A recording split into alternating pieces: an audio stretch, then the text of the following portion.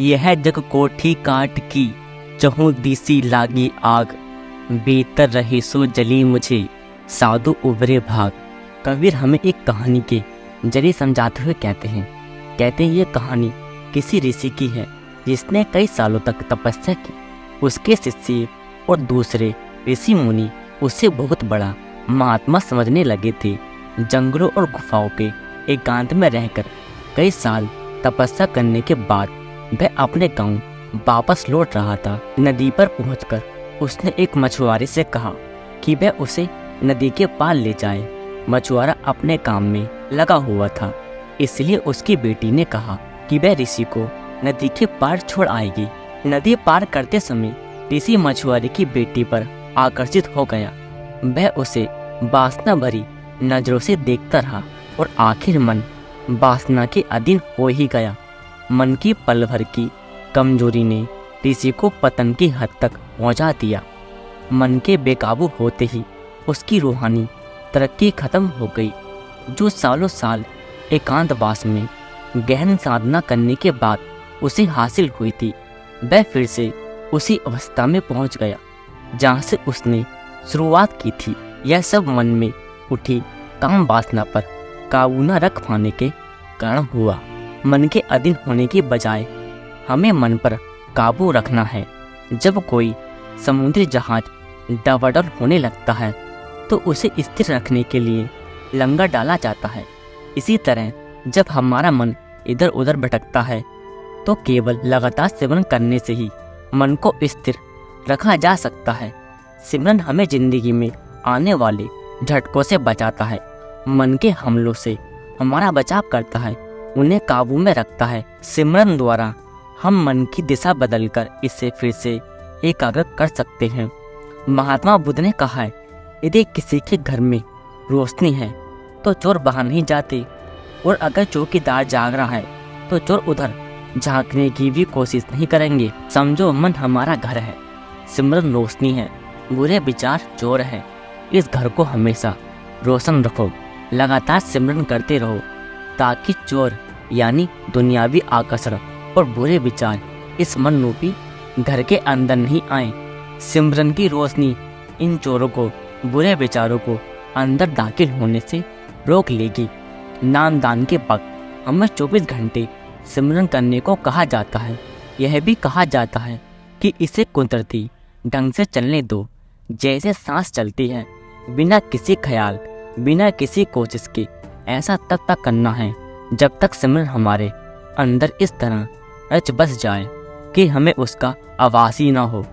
सोते जागते सिमरन चलता रहना चाहिए ताकि चौकीदार के रूप में काम करते हुए सिमरन मन रूपी घर की रखवाली करता रहे, जिससे नकारात्मक विचारों का चोर इसके अंदर दाखिल न हो सके। कबीर साहिब आगे मन के स्वभाव के बारे में बताते हैं कि कैसे छोटा सा ही है मन हजारों इच्छाओं और लाखों तृष्णाओं से भरा पड़ा है। ये तृष्णाएं रोज बढ़ती जाती हैं और इनका कोई अंत नहीं है। मन की ऐसी अवस्था में किसी को शांति और विश्राम कैसे मिल सकता है जब तक मन अपना ध्यान 9 द्वारों यानी 2 आँखें, 2 कान, 2 नाक के छेद, 1 मुंह और 2 नीचे की इंद्रियों के सुराग से नहीं हटाता और शांति पूर्वक तीसरे तिल पर नहीं टिकता, तब तक वह अपने असली घर ब्रह्मा त्रिकोटि में नहीं पहुंच सकता, जहां से यह दुनिया में नीचे उतरा था। जब तक मन वापस अपने घर नहीं जाता, आत्मा जो इस दुनिया में मन के साथ एक मजबूत गांठ से बंधी हुई है, अपने मकाम सचखंड तक पहुंच नहीं सकती। परमात्मा जो आत्मा का मूल स्रोत और समस्त शक्ति का आधार है, हमें उसे कहाँ ढूंढने की कोशिश करते हैं। हम उसे ईंट पत्थरों से बनी मस्जिदों और मंदिरों में ढूंढते हैं जिन्हें हमने अपने हाथों से बनाया है। यह कैसी बेतुकी बात है कि मालिक को उस मंदिर में जिसे उसने अपने रहने के लिए बनाया है, उसमें ढूंढने की बजाय उसे अपने बनाए ईंट पत्थरों के घरों में ढूंढने की कोशिश करते हैं। मनुष्य शरीर ही परमात्मा का मंदिर है और वह इसके अंदर ही निवास करता है। ईसा मसीह, गुरु नानक, मोहम्मद साहिब और सभी धर्मों के स्थापक इस बात पर सहमत हैं। जो मालिक से प्यार करते हैं वे उसके जीवों से भी प्यार करते हैं। जब परमात्मा हम सबका रचनाहार है, उसने हमें सबको हाथ पैर, आँखें, कान और मनुष्य दे दी है और खुद हमारे अंदर निवास करता है, तो हम किससे नफरत और घृणा करें। फिर भी यदि कोई व्यक्ति अपने सगे साथियों से नफरत करता है तो वह खुद मालिक से नफरत करता है जो उसके अंदर है। ईसा मसीह ने मनुष्य शरीर को जिंदा परमात्मा का मंदिर कहा है और गुरु नानक साहिब ने हरि मंदिर यानी परमात्मा का मंदिर कहा है। तुलसी साहिब शेख तकी के मक्के की यात्रा के विषय में फरमाते हैं कि असली काबा हमारे अंदर है और हमारा मस्तक उसकी मेहराब है। अपने ख्याल को आंखों की दोनों भुजाओं के बीच में एकाग्र करो और इस मेहराब के बीच में ध्यान से सुनो तो वह एक मीठी और सुरीली धुन सुनाई देगी, वो सबसे ऊंचे धाम से आ रही है। यह दिव्य संगीत हर मनुष्य के अंदर धुनकारे दे रहा है, चाहे वह किसी कौम, मजहब या मुल्क का हो। मालिक की यह आवाज़ लगातार हमें अपनी ओर बुला रही है और इसे धीरे धीरे तीसरे तिल पर एकाग्र करना है, जहाँ संतजन इसे शब्द के साथ जोड़ देना की विधि बताते हैं और तब ऊपर का सफर शुरू होता है। यह दिव्य संगीत सचखंड से निकलकर नीचे की ओर 5 रूहानी मंडलों में से होता हुआ तीसरे तिल पर टिक जाता है, जहाँ से यह हमारी मानसिक और आध्यात्मिक शक्ति को सहारा देकर हमारी संभाल करता है। यह दिव्य संगीत मन और माया के पार से आता है और अगर हम अपनी चेतना को इससे जोड़ दें तो यह हमें भी मन और माया के पार ले जाता है।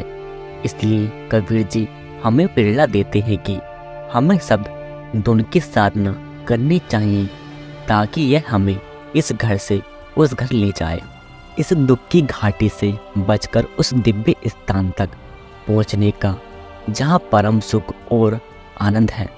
केवल यही एक रास्ता है, शब्द साधन है और सतगुरु मार्गदर्शक है। मालिक की असीम दया की धार हमारा सतगुरु के संपर्क में आ जाना संभव कर देती है।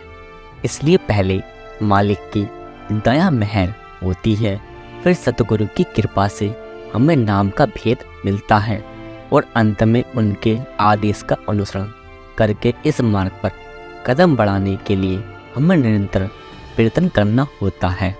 शब्द की दिव्य धुन के साथ एक रस होकर उसे दृढ़ता से पकड़े रखना केवल यही चाहिए, किसी और साधन की जरूरत नहीं है।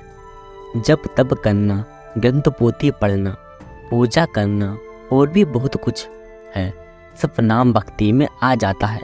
हाथी के पाप में सबका पाप। जब मालिक के नाम का जाप या सिमरन हमेशा हमारे मन में रहता है, तब इससे बड़ा जाप और कौन सा हो सकता है। जब हम बिना किसी शर्त के अपने आप को मालिक की मुझ में रखकर अच्छे बुरे सुख दुख जो भी हो मालिक की इच्छा समझकर खुशी से स्वीकार करते हैं, उसके भाड़े में रहने की कोशिश करते हैं, इससे बड़ा तप कौन सा हो सकता है। जब संत सतगुरु के नूरी स्वरूप को हमेशा साथ लेकर घूमते हैं, इससे पवित्र पूजा और क्या हो सकती है। दिन रात जब हमारा ध्यान अंदर शब्द में लगा रहता है, इससे और उत्तम पाठ क्या हो सकता है। जब शब्द अभ्यास करके वैराग्य पैदा हो जाता है, तो इससे बड़ा त्याग और क्या हो सकता है। लेकिन गुलाब बिना कांटे के नहीं होता और कांटा है। भोग विलास की तृष्णा से लुभाया हमारा चंचल मन गंदे और हिलते हुए पानी में परछाई साफ नहीं दिखती, और जब तक हमारा मन और स्थिर नहीं होता, हम परमात्मा को नहीं देख सकते। नैतिक और बौद्धिक निष्ठा के द्वारा, सामाजिक या धार्मिक साधनों के द्वारा धर्म ग्रंथ पढ़कर और कठोर आत्मसंयम अपनाकर भी मन पूरी तरह निर्मल नहीं होता और ना ही भय नीच और खोटी इच्छाओं को न करने के लिए स्थायी रूप से मजबूत होता है। सांप तब तक ही शांत और हानि रहित होता है जब तक वह पिटारी में बंद है, लेकिन ना तो उसका गुस्सा जाता है और ना ही जहर। पिटारी का ढक्कन अगर किसी समय खुला रह जाए, सांप बाहर आकर डंक जरूर मारेगा, लेकिन यदि उसकी जहर की थैली ही निकाल दी जाए तो सांप नुकसान नहीं पहुंचा सकता। जिन अभ्यासों का जिक्र किया गया है, इनसे मन को कुछ हद तक वश में भले ही कर लें, परंतु उसके इंद्रियों के सुखों की ओर झुकाव का असल में दमन नहीं कर सकते। ये तो मानो सांप को सिर्फ रोका गया है, परंतु मारा नहीं गया है। संतजन मन की स्वाभाविक प्रकृति की जानकारी के आधार पर इस कठिन समस्या को हल करते हैं। मन की चंचलता पर तभी रोक लगती है जब यह दुनिया के सुखों से ऊंचा सुख यानी परम आनंद प्राप्त करता है, क्योंकि मन का मूल स्रोत एक त्रिकोटि है। उसका एक वस्तु से दूसरी वस्तु पर मंडराना ऐसा लगता है जैसे यह अपनी वही पुरानी परम आनंद और खुशी की अवस्था को ढूंढ रहा है। इसका आनंद यह पहले ले चुका है और अब इसे इंद्रियों का गुलाम बनकर उसे खो दिया है। कबीर जी ने हमारे सामने संत मत का सार रख दिया है और परमात्मा से मिलाप का अचूक और निश्चित मार्ग बता दिया है। अब यह हम पर निर्भर करता है कि इसे मानकर इस पर अमल करें। अंत में इस बात पर ध्यान देना चाहिए कि इस विषय में अलग अलग प्रयोग करते रहना कोई उचित कार्य नहीं है। हमें दूसरों के तजर्बे का फायदा उठाना चाहिए। दुनिया ने इतनी तरक्की कभी ना की होती अगर हर एक इंसान ने हर विज्ञान के लिए सारे प्रयोग शुरू से फिर से करने की जिद की होती और अपने से पहले आने वाले लोगों के साबित किए हुए नतीजों को मान्यता ना दी होती। हर बार मनुष्य को जन्म नहीं मिलता और ना ही हर बार पूरे गुरु की संगति मिलना संभव होता है। मनुष्य जन्म और सतगुरु की संगति पिछले जन्मों के पुण्य कर्मों के फलस्वरूप मिलते हैं। इसलिए हमें इस मौके का पूरा फायदा उठाकर नाम भक्ति सूरत शब्द योग यानी आत्मा के शब्द से समा जाने का अभ्यास करके जन्म और मरण के चक्कर से मुक्ति प्राप्त करनी चाहिए।